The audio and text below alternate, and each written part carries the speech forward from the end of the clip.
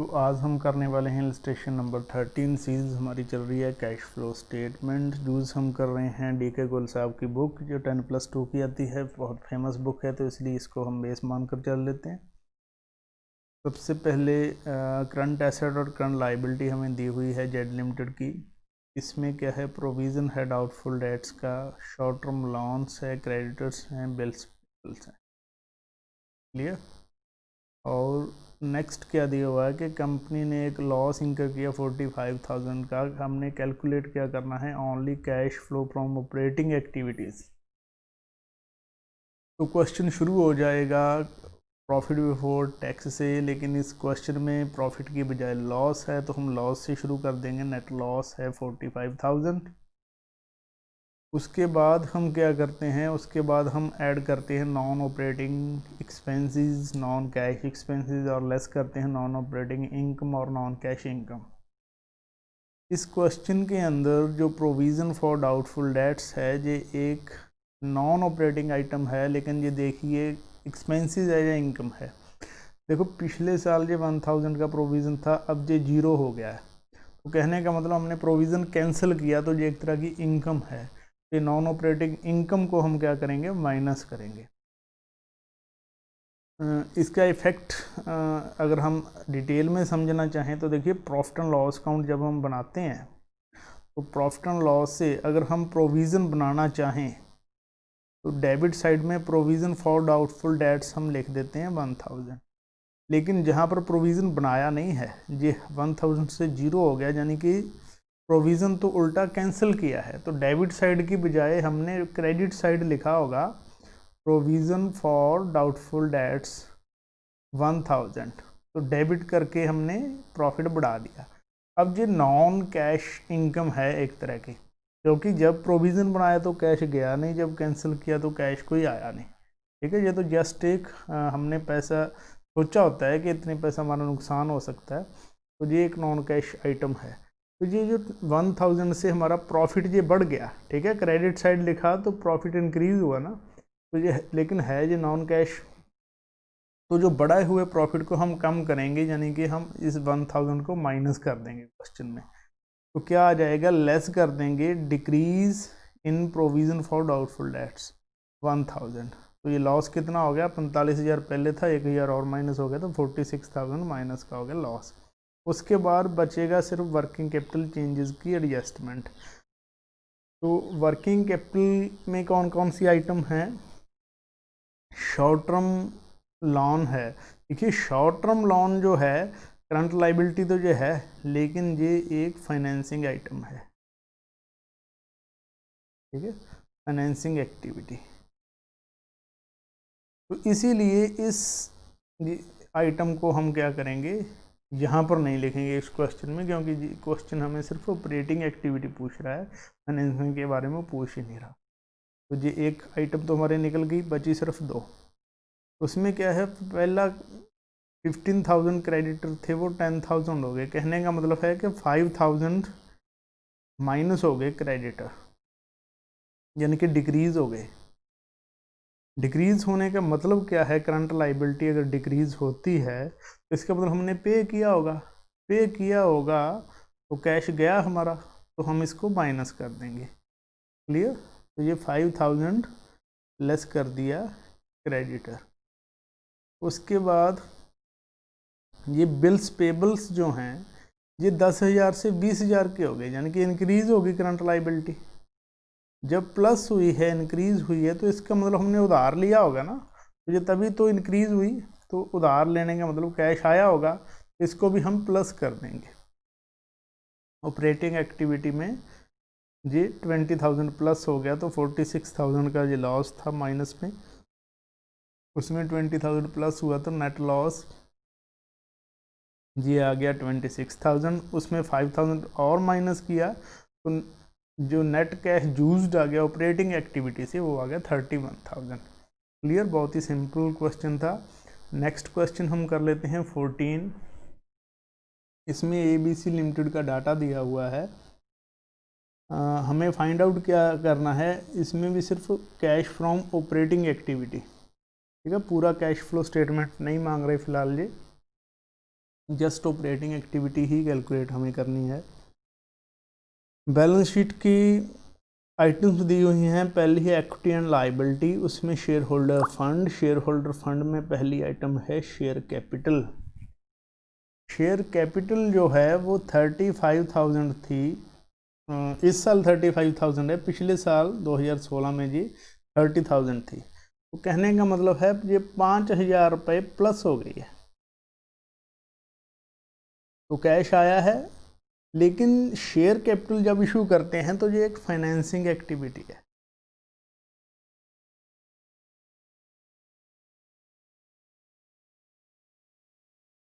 ठीक है, तो ये है फाइनेंसिंग एक्टिविटी। लेकिन हमने क्या कैलकुलेट करना है, ऑपरेटिंग एक्टिविटी। तो इसका मतलब इस क्वेश्चन में हम फाइनेंसिंग एक्टिविटी का कुछ नहीं करेंगे। इस आइटम का हमारे क्वेश्चन पे कोई प्रभाव नहीं पड़ेगा। नेक्स्ट है रिजर्व एंड सरप्लस। ये 22,000 हो गया है, पहले ये जस्ट 3,500 था, बढ़ गया है। क्यों बढ़ा, इसकी डिटेल हमें दी हुई है नोट नंबर 1 में। तो ये नोट देखेंगे इसके लिए हम। उसके बाद है non current liabilities, long term ब्रोइंग। ये 21,000 से 25,000 हो गया है। ये क्यों इंक्रीज़ हुआ, इसकी डिटेल 2 नंबर नोट में मिलेगी। करंट लाइबिलिटीज़ ट्रेड पेबल्स हैं, 8,500 से 12,500 हो गया ये, तो ये इंक्रीज़ हुआ है। ठीक, करंट लाइबिलिटी इंक्रीज़ होने का मतलब हमने उधार लिया तो कैश आया होगा, तो हम प्लस कर देंगे इन ऑपरेटिंग एक्टिविटी। ठीक है, ऑपरेटिंग एक्टिविटी में यानी कि हमारी इस क्वेश्चन में हम इस चीज़ को वर्किंग कैपिटल चेंज वाले सेक्शन में प्लस करेंगे। ठीक उसके बाद हमारे एसेट साइड देख लीजिए। फिक्स एसेट, उसमें पहले टेंजिबल एसेट हैं, वो 32,000 के थे, 41,000 के हो गए। इसकी डिटेल हमें 3 नंबर नोट में मिलेगी। इनटेंजिबल एसेट्स 10,000 से 8,000 के रह गए, इसकी डिटेल हमें 4 number note. Non current investment 3,000 से 5,000 होगी, इसकी डिटेल हमें 5 नंबर नोट में मिलेगी। तो ये जो नोट दिए हुए हैं इनकी डिटेल तो हमें नोट्स में ही देखेंगे हम अच्छी तरह से। उसके बाद है current asset.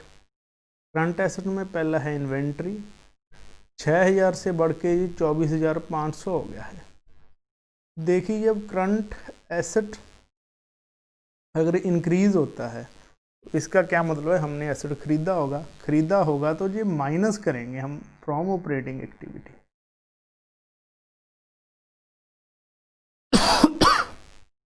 Sorry, operating activity में माइनस कर देंगे हम इसको। उसके बाद आ जाएगा कैश एंड कैश इक्विवेलेंट। तो ये जो आइटम है ये हम बिल्कुल लास्ट में लिखते हैं। पहले ऑपरेटिंग एक्टिविटी फाइंड आउट करते हैं, उसके बाद इन्वेस्टिंग एक्टिविटी, उसके बाद फाइनेंसिंग एक्टिविटी। तीनों का जो टोटल होता है वो नेट चेंज आ जाता है करंट ईयर का। तो उसमें ओपनिंग बैलेंस जब 12,000 जोड़ना होता है तो वो क्लोजिंग 13,000 के बराबर आता है। लेकिन इस क्वेश्चन में हमें इतनी डिटेल पूछी नहीं गई, तो इस आइटम को भी हम मतलब इग्नोर कर देंगे। इस क्वेश्चन में इसका कुछ नहीं करना। आगे आ जाता है हमारे नोट्स। तो इन नोट्स में इंपॉर्टेंट इन्फॉर्मेशन हमें मिलेगी। पहला है रिजर्व एंड सरप्लस, जो 1 नंबर नोट दिया था। ये ऊपर देख सकते हैं हम 1 नंबर नोट, ये 3,500 से 22,000 हो गया है। ये कैसे हुआ, ये 3,500 से 22,000 हुआ कैसे, इसकी डिटेल हमें ये पूरी दी हुई है। 2 आइटम हैं इसमें, एक तो है जनरल रिजर्व, दूसरी प्रॉफिट एंड लॉस। अब देखो, जो दोनों ही रिजर्व एंड सरप्लस का पार्ट होती हैं। जो जनरल रिजर्व था वो 9,500 से हो गया 15,000, और जो प्रॉफिट एंड लॉस था वो था माइनस का 6,000। ब्रैकेट लगी हुई है ना, ब्रैकेट का मतलब माइनस, यानी कि ये लॉस था, और लॉस से ये प्रॉफिट हो गया 7,000। तो प्रॉफिट ऑफ द ईयर कितना हुआ।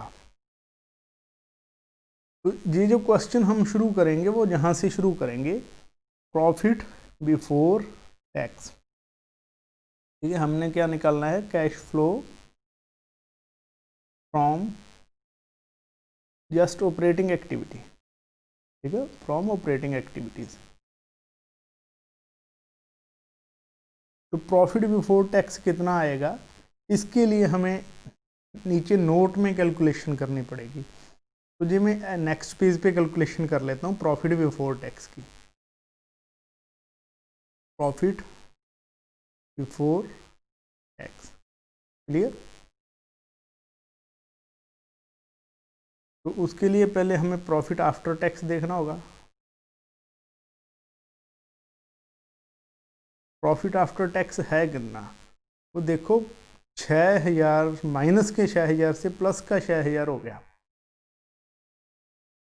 तो हम क्या करते हैं, क्लोजिंग बैलेंस में से माइनस करते हैं ओपनिंग बैलेंस, वो कितना है माइनस का 6000। तो ये माइनस माइनस प्लस हो जाएगा, कितना हो गया, sorry 13000।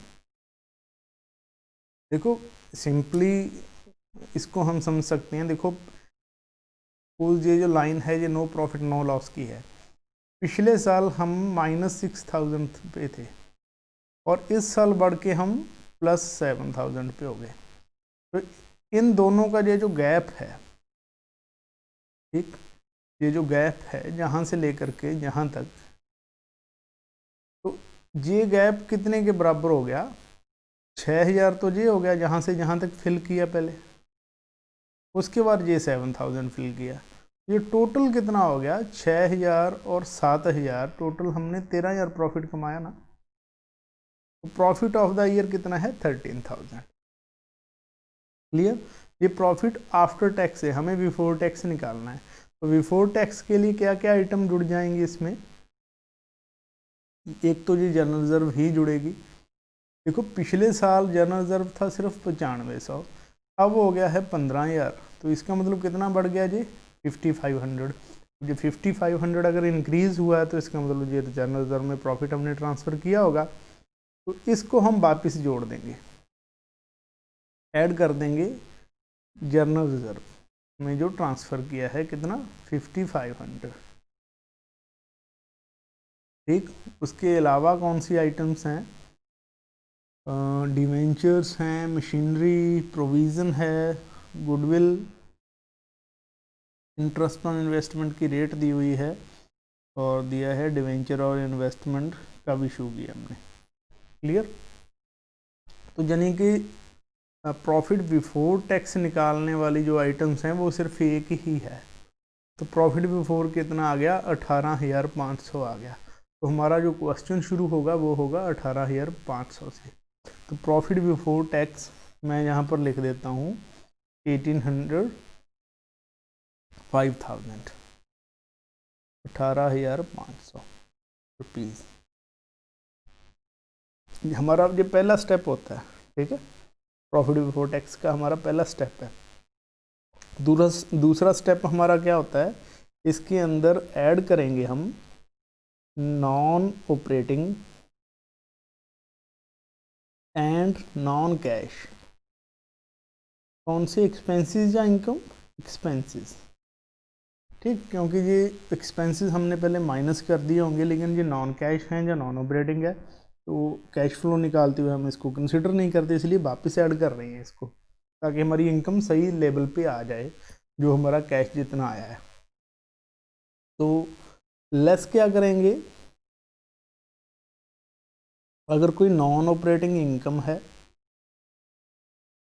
And non cash income है, क्लियर। तो हम वापस स्टेटमेंट पे आते हैं। जी फर्स्ट पॉइंट हमारा हो गया। नेक्स्ट पॉइंट क्या है, डिवेंचर 21000 से 25000 हो गए। इसका मतलब डिवेंचर क्या, पहली बात तो डिवेंचर इशू किए हुए हैं। तो इशू ऑफ डिवेंचर जो है वो कौन सी एक्टिविटी है, वो फाइनेंसिंग एक्टिविटी है। वैसे बता रहा हूँ आगे काम आएगा। तो अगर फाइनेंसिंग एक्टिविटीज क्वेश्चन में निकालनी होती तो हम उसमें प्लस कर देते, ऐड कर देते, लेकिन इस क्वेश्चन में नहीं निकालनी तो कुछ नहीं करेंगे, इग्नोर कर देंगे। हाँ, इस चीज़ का ये जो 10% रेट दी हुई है ना, तो इस चीज़ का इफेक्ट इस क्वेश्चन में पड़ेगा, क्योंकि जो 10% का मतलब है इसमें ब्याज दिया हमने। तो इंटरेस्ट ऑन डिवेंचर, अब इंटरेस्ट जो भी है वो कौन सी एक्टिविटी है, हमने लोगों से पैसा इकट्ठा किया, यानी कि ये फाइनेंसिंग एक्टिविटी है, उसके ऊपर हम ब्याज देते हैं, तो ये ब्याज भी फाइनेंसिंग एक्टिविटी हुआ। ये क्या हुआ, फाइनेंसिंग एक्टिविटी। तो इंटरेस्ट पे किया तो फाइनेंसिंग एक्टिविटी में हम इसको माइनस करेंगे, इस क्वेश्चन में नहीं निकालना, वो वैसे ही आपको बता रहा हूँ। हाँ, इंटरेस्ट ऑन डिवेंचर जो है ये प्रॉफिट में तो माइनस है ना, लेकिन है जो फाइनेंसिंग एक्टिविटी, इसका मतलब फाइनेंसिंग एक्टिविटी कहाँ पर जुड़ी हुई है, ये जुड़ी हुई है हमारी ऑपरेटिंग एक्टिविटी में। तो इसकी एडजस्टमेंट करने के लिए हम इसको वापस जोड़ देते हैं इंटरेस्ट ऑन डिवेंचर। ठीक है, तो ये यहाँ पर आ जाएगा, सॉरी, इंटरेस्ट ऑन डिवेंचर्स। कितने डिवेंचर हैं, पहले थे 1000 के, अब हो गए 25,000। और नीचे एडिशनल इन्फॉर्मेशन हमें दी हुई है, डिवेंचर हमने 31 मार्च 17 को इशू किए, तो इसका मतलब ये जो 21,000 से 4,000 नए इशू हुए हैं डिवेंचर, वो तो बिल्कुल साल के लास्ट दिन हुए ना, तो लास्ट दिन तो ब्याज लगेगा ही नहीं, तो इस 4,000 पे ब्याज नहीं लगेगा, सिर्फ इस 21,000 पर ब्याज लगने वाला है।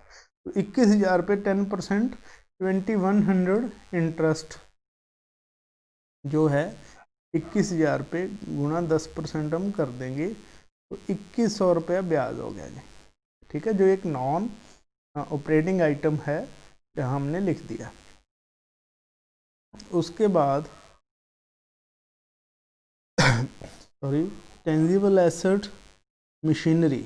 अब मशीनरी क्या है, ये 41,000 से 54,000 की हो गई है।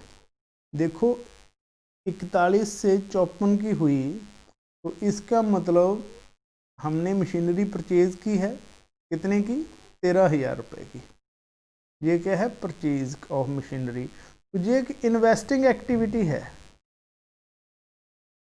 इन्वेस्टिंग में हम माइनस करेंगे क्योंकि परचेज किए तो पैसा गया होगा ना, लेकिन इस क्वेश्चन में हमें इन्वेस्टिंग में नहीं निकालनी, तो ये वैसे आपको बता दिया है। उसके बाद नेक्स्ट आइटम है provision for depreciation.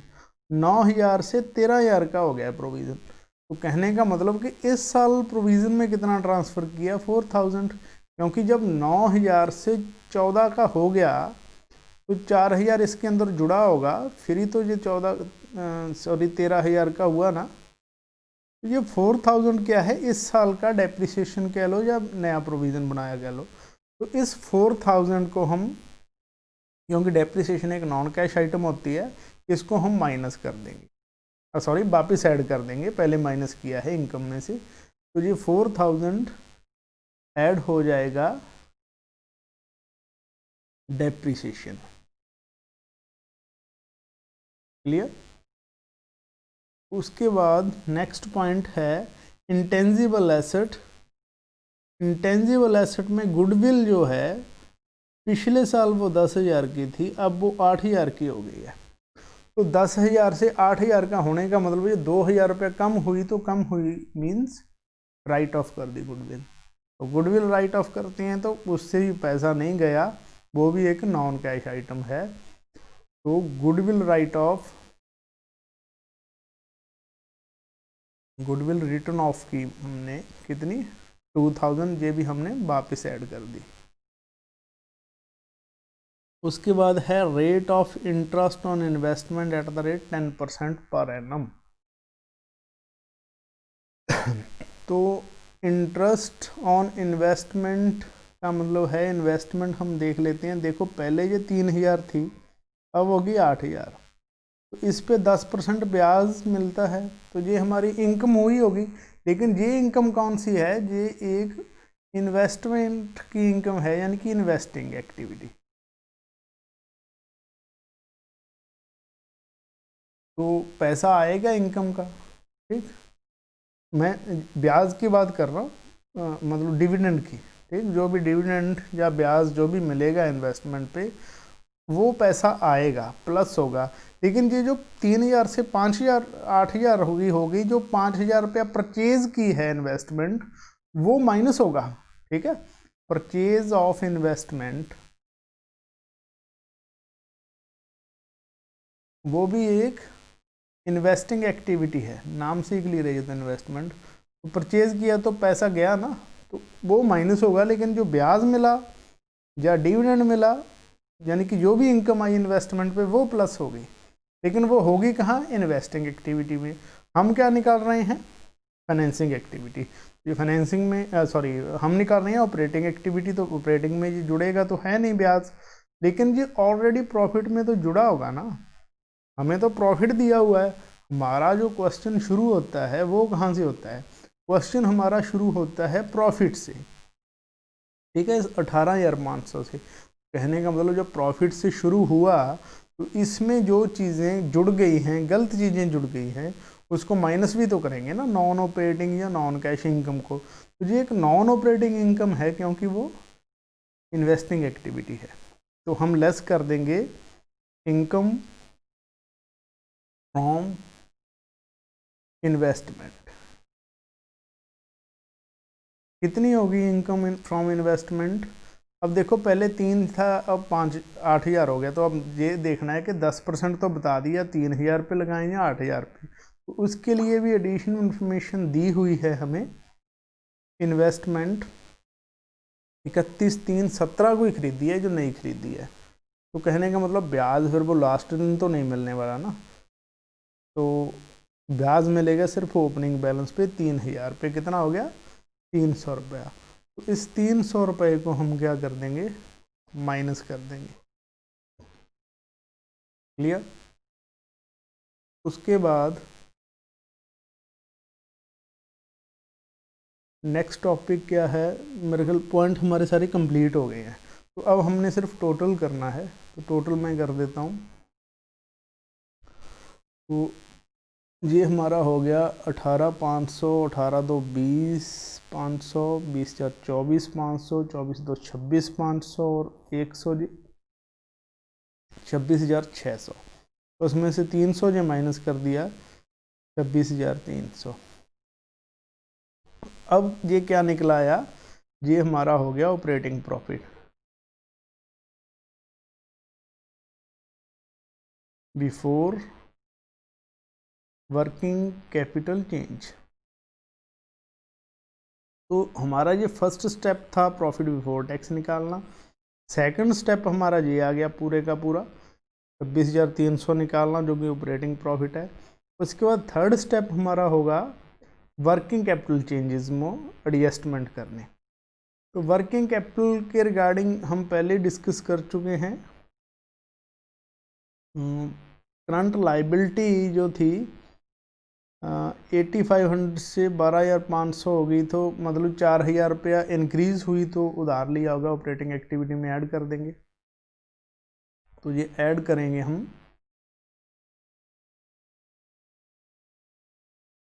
Increase in current liability. कितना?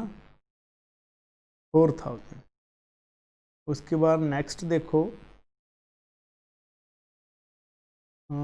करंट एसेट भी हमारे इंक्रीज हुए थे, तो यानी कि हमने उधार करंट एसेट खरीद लिया तो कैश गया होगा, तो ये लेस कर देंगे हम। कितना? 6,000 से 24,800 हो गया, यानी कि 18,500। ठीक, 18,500 हम कर देंगे लेस।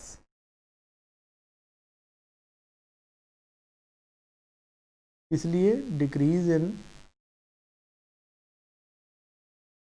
Current asset. ये कितना हो गया? 26,4 30,300। उसमें से 18,500 हो गया, 13 में से 5 गया 8, 9 में से 8 गया 1 और 1, 11,800 रुपया। ये क्वेश्चन हमारा कंप्लीट हो गया है। तो इसको एक बार जस्ट कंफर्म कर लेते हैं, बुक से कोई पॉइंट हमारा मिस तो नहीं हो गया। 11,800 रुपये। ठीक है, सारी ये चीज़ें हम कर चुके हैं, ए टू जेड सारा हमने कवर कर लिया। तो जो net cash flow from operating activity वो कितना आया, 11,800 रुपया। तो अगर आपको कोई भी डाउट हो आप कमेंट सेक्शन में लिख सकते हैं, या जो ऊपर ईमेल आईडी हमारी स्क्रॉल हो रही है उस पर आप हमसे कांटेक्ट कर सकते हैं। Thank you.